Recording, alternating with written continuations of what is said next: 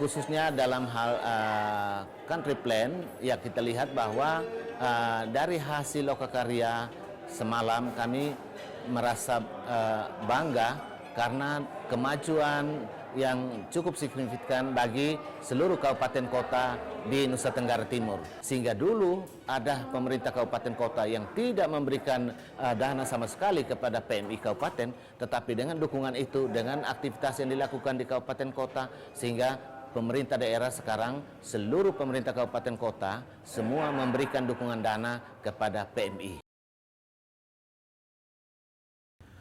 Program pengembangan organisasi dan peningkatan kapasitas organisasi di PMI NTT adalah program yang dimulai pada tahun 2008 dan berakhir pada tahun 2013. Tujuan dari program ini adalah bagaimana meningkatkan kapasitas dan organisasi PMI di NTT. Dengan program ini kemudian diharapkan bisa memberikan inisiasi pembentukan dan percepatan keberadaan PMI yang ada di Nusa Tenggara Timur.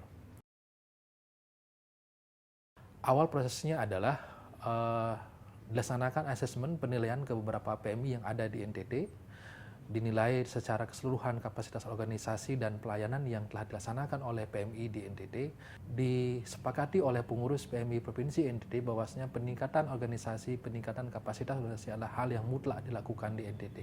Di samping memberikan orientasi kepada pengurus agar memiliki pemahaman, agar memiliki pengertian tentang bagaimana mengelola organisasi yang baik, tentang tugas pokok mereka.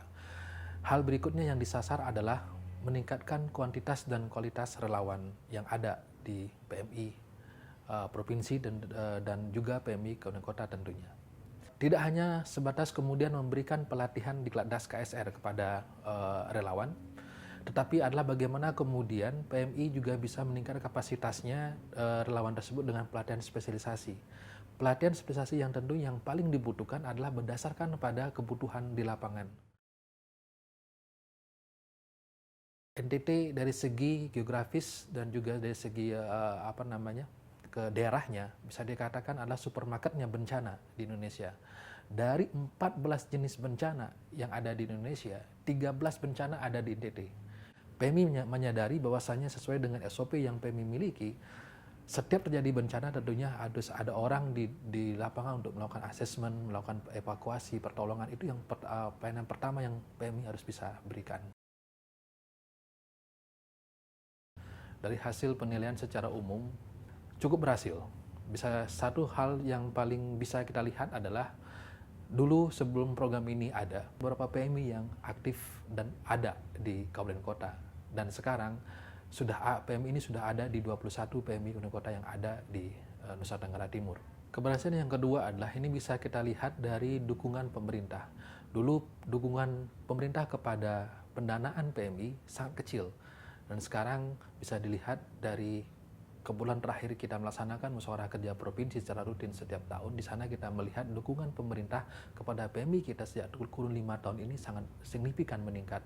Ada yang meningkat sampai 50%, ada yang meningkat 100%, bahkan ada sampai meningkat 150% dukungan pendanaannya. Dana yang dikelola PMI 2009 75 juta, 2010 50 juta, 2011 50 juta, 2012 100, 2013 220 juta. Keberhasilan yang berikutnya adalah tentang pelayanan PMI.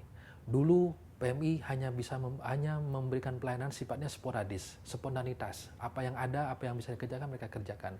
Namun sekarang PMI di NTT sudah bisa membuat penyusunan perencanaan tidak hanya tahunan, tapi juga sudah membuat perencanaan 5 tahun.